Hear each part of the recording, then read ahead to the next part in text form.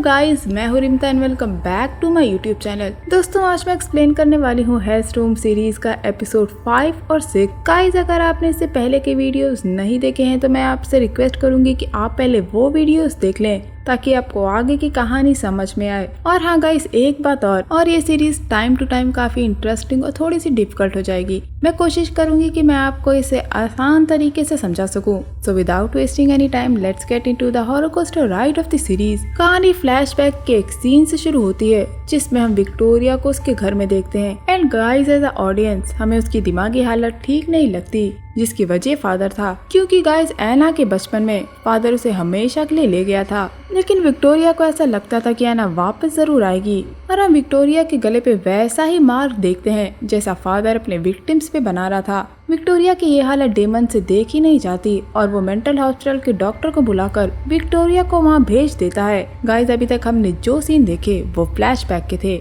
और अभी ये सब विक्टोरिया के दिमाग में चल रहे थे, क्योंकि असली विक्टोरिया की प्रेजेंट में हालत काफी खराब थी उस स्कल की वजह से। यहाँ से सीन डेमन पे फोकस होता है जो अपने ऑफिस में होता है। दोस्तों, मैं आपको बता दूं कि डेमन एक प्रोफेसर है जो एथिक्स पढ़ाता है और वहाँ ब्राइस नाम का एक लड़का मिलने आता है। दोस्तों, ब्राइस वही लड़का है जिसे डेमन ने लास्ट नाइट मैगॉट डीमन से आजाद कराया था। और ब्राइस काफी डरा हुआ था क्योंकि उसके हिसाब से उसने अपने भाइयों को मारा था, लेकिन डेमन उससे कहता है कि ऐसा नहीं था। इसके अलावा वो उसकी हेल्प करने के लिए भी कहता है, क्योंकि जब से वो डीमन उसके अंदर आया था उसकी जिंदगी तब से हेल्प बन गई है और उसके जाने के बाद भी उसे नाइटमेयर्स आते हैं। डेमन उसे समझता है, लेकिन उसका कहना है कि वो इसमें उसकी कोई मदद नहीं कर सकता, पर उसे एक ऐसे इंसान से मिलवा सकता है जो उसकी हेल्प कर सकता है। दोस्तों, ब्राइस काफी डरा हुआ था और ये जवाब सुनकर उसका डर गुस्से में बदल जाता है, इसीलिए वो वहाँ से चला जाता है और डेमन को उसकी हेल्प करने से भी मना कर देता है। अगला सीन असाइलम का होता है जहाँ गैब्रिएला डेमन से मिलती है,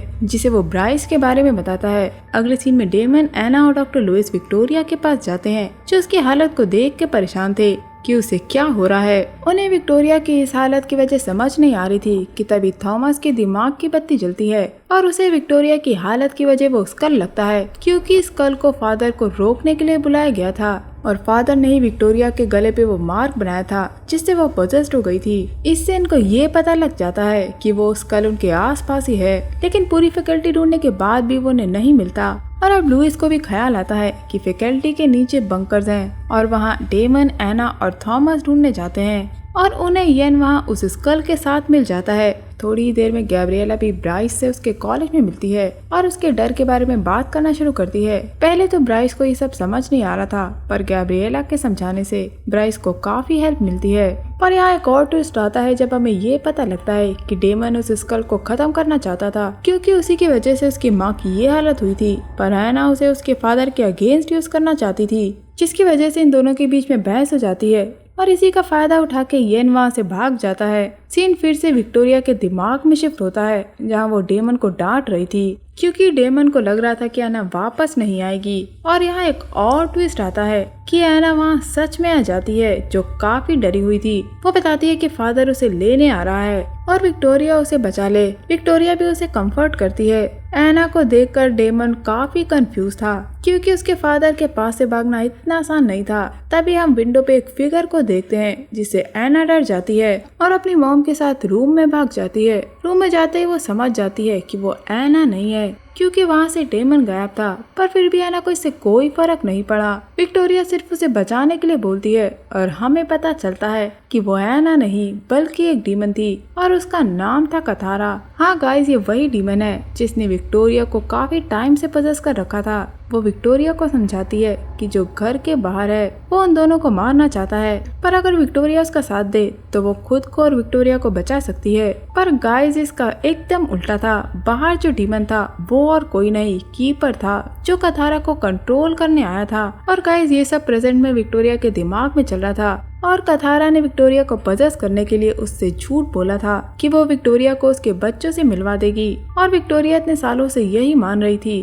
पर अभी कथारा की पावर्स कीपर की वजह से काफी कम थी और अब विक्टोरिया को समझ में आता है कि कथारा उससे झूठ बोल रही थी। कीपर से खतरा सिर्फ कथारा को है, विक्टोरिया को नहीं। और कीपर कथारा को लेने के लिए आगे बढ़ता है और विक्टोरिया फ्री हो जाती है। लेकिन रियलिटी में डेमन को वो स्कल मिल गया था और वो उसे तोड़ने ही वाला था कि तभी विक्टोरिया होश में आकर उसे रुकने के लिए कहती है। अगली सीन में विक्टोरिया उन्हें सब बताती है और उस कीपर को अपने पास रख लेती है। इधर इयान उस स्कल से ऑब्सेस्ड हो चुका था जिसे एक वॉल्ट में रखना पड़ता है। वो बार बार चिल्लाकर यही कह रहा था कि उस स्कल को उसकी जरूरत है, जिसे एना नजरअंदाज करके एक गार्ड को उसका ध्यान रखने के लिए कहती है। गाइस, जब डेमन और थॉमस बंकर में इयान को ढूंढने जाते हैं तब वहाँ डेमन थॉमस को जाने के लिए कहता है क्योंकि उसे पता था कि द ब्लड नाम के ग्रुप ने ही उसे बचपन में एना से दूर किया था और थॉमस उसी के लिए काम करता है। लेकिन थॉमस उसे बताता है कि उसने और डॉक्टर लुइस ने ही उन्हें बचा के रखा है, नहीं तो द ब्लड के लिए तुम शुरुआत से ही मुसीबत हो।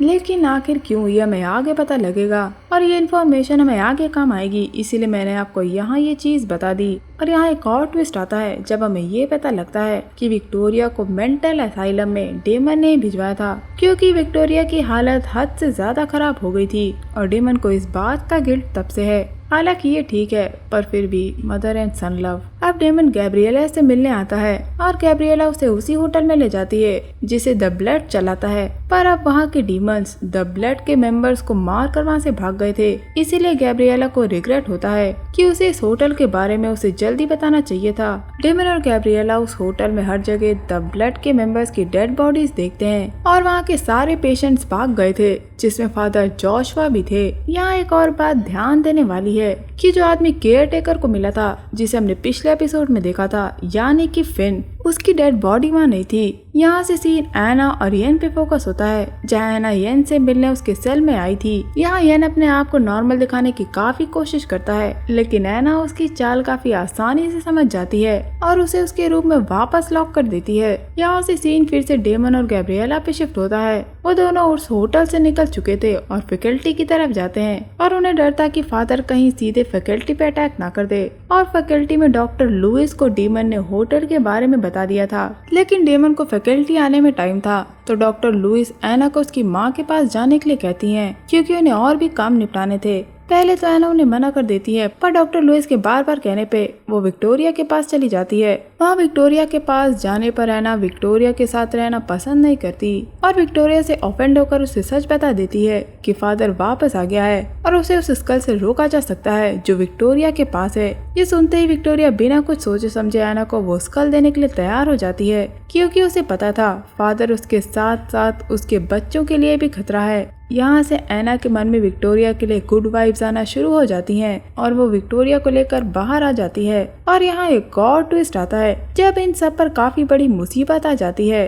क्योंकि फादर उसी फैकल्टी में आ गया था जो वहाँ के गार्ड को मारकर सारे सेल खोल देता है। सेल के खुलते ही येन भी वहाँ से भाग जाता है। इधर फादर भी उसी फैकल्टी के एक डॉक्टर को पोजेस कर लेता है। इसके बाद सीन डेमन और गैब्रिएला पे फोकस होता है जहाँ हम डेमन को काफी टेंस देखते हैं क्योंकि वो काफी देर से डॉक्टर लुइस को कांटेक्ट कर रहा था पर वहाँ से कोई भी जवाब नहीं आया था। यही नहीं, अब उनकी कार भी रास्ते में पंचर हो जाती है जिसे लेकर वो गैस स्टेशन पहुँचते हैं। वहाँ पहुँचते ही डेमन को समझ में आता है कि वो एक चाल है और तभी गैब्रिएला पे एक डीमन अटैक कर देता है जिन्होंने ह्यूमन को पोजेस कर रखा था, जिसमें से एक को डेमन मार देता है क्योंकि वो अपने आप पे काबू नहीं कर पाता। अब गाइस, आप ये सोच रहे होंगे कि मैंने आपको ये बात क्यों बताई, क्योंकि गाइस डेमन पोजेस ह्यूमन को नहीं मारता था लेकिन इस बार उसने मार दिया था, वो भी गैब्रिएला के सामने जो कि एक नन थी क्योंकि गैब्रिएला से डेड बॉडीज या खून खराबा नहीं देखा जाता। इसलिए जब ये लोग होटल से निकल रहे थे तो डेमन ने सारी डेड बॉडीज को ढक दिया था ताकि गैब्रिएला को परेशानी ना हो। अब प्रेजेंट में डेमन ने एक आदमी को मारा था पर गैब्रिएला को बचाने के लिए, जिसके लिए वो गैब्रिएला से माफी मांगता है और गैब्रिएला उसे माफ कर देती है। लेकिन आगे इस सीरीज में गैब्रिएला डेमन को माफ नहीं करेगी और इसके बारे में जानने के लिए इस सीरीज को आप एंड तक देखिएगा। यहाँ से फ्री होने पे डेमन फिर से डॉक्टर लुइस को कॉल करता है जो कि अभी भी नहीं लग पा रही थी, इसीलिए वो जल्दी से वहाँ के लिए निकलते हैं। इधर फैकल्टी में भी डॉक्टर लुइस को पता चल गया था कि कोई फैकल्टी में आ गया है जिसने उनके गार्ड्स को मार दिया था, इसीलिए डॉक्टर लुइस सबसे पहले फैकल्टी के दरवाजे को लॉक करने के लिए कहती हैं ताकि कोई भाग न पाए। बट यहाँ एक और ट्विस्ट आता है कि उन्हें ही किसी ने बाहर से फैकल्टी के अंदर लॉक कर दिया था। ये जानने के बाद वो सबसे पहले एना और विक्टोरिया के पास जाती हैं और उन्हें सच बताती हैं। गाइस, अब लुइस को केयर टेकर की जरूरत थी पर वो उन्हें सुबह से नहीं मिल रहा था। और उन्हें उससे द ब्लड के बारे में भी पूछना था, यानी उस होटल वाले इंसिडेंट्स के बारे में। लेकिन अभी केयर टेकर वहाँ नहीं था। फैकल्टी में डॉक्टर लुइस एना और विक्टोरिया को लेकर फिर से सेफ जगह जाने की कोशिश करती हैं, पर रास्ते में उन्हें वही डॉक्टर मिलता है जिसे फादर ने पोजेस कर लिया था और वो विक्टोरिया से स्कल लेकर वहाँ से भाग जाता है। और अब दूसरी तरफ उस फैकल्टी में डेमन और गैब्रिएला भी आ गए थे और इधर येन उस डॉक्टर को मारकर उसे वो स्कल छीन लेता है। स्कल जाने के बाद एना और डॉक्टर लुइस विक्टोरिया को सेफ जगह छोड़कर स्कल ढूंढने जाती हैं,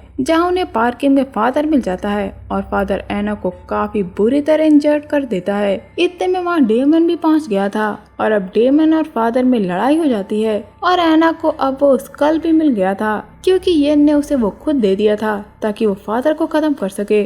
पार्किंग में एना और डेमन काफी मुश्किल से फादर पर वो स्कल घुसा देते हैं, जिससे उसकी हालत काफी अधमरी हो जाती है। और गाइस यहाँ काफी अच्छा ट्विस्ट आता है। पहले तो एना खुश हो जाती है कि उसने फादर को हरा दिया, क्योंकि जब एना ने स्कल को फादर के उस हिस्से में डाला था जहाँ से उसने ह्यूमन को कंज्यूम किया था, तो उसके नीचे का हिस्सा खत्म हो गया था, लेकिन उसके ऊपर का हिस्सा अभी भी बचा हुआ था जो मरने की हालत में था। इसलिए फादर का बचा हुआ हिस्सा एना को हाथ से पकड़ लेता है और उसे सच बताता है। और तभी वहाँ विक्टोरिया और वीकेंड से कथारा एक ट्रक में आती हैं और फादर को लेकर वहाँ से चली जाती हैं और बस ये एपिसोड यहीं खत्म हो जाता है। और एंड में हम एना को बस यही कहता देखते हैं कि वो फादर नहीं था। तो दोस्तों, आप लोग को क्या लगता है कि आगे क्या होने वाला है? क्या विक्टोरिया अभी भी कथारा से पॉजेस्ड है और क्या ये लोग फादर को हरा पाएंगे? ये आपको आगे आने वाले एपिसोड्स में पता लगेगा, तो मेरे साथ इस सीरीज को पूरा देखिएगा। दोस्तों, ये था मेरा वीडियो एक्सप्लेनेशन हेल्सटूम के एपिसोड 5 और 6 को लेकर। उम्मीद करती हूँ आपको ये एक्सप्लेनेशन पसंद आया होगा। अगर आपको ये एक्सप्लेनेशन पसंद आया तो मेरे चैनल को लाइक, शेयर और सब्सक्राइब किए बिना मत जाइएगा। मैं मिलूंगी आपसे अगले वीडियो में, तब तक के लिए अपना बहुत ख्याल रखिए। Stay safe, keep hunting, lots of love.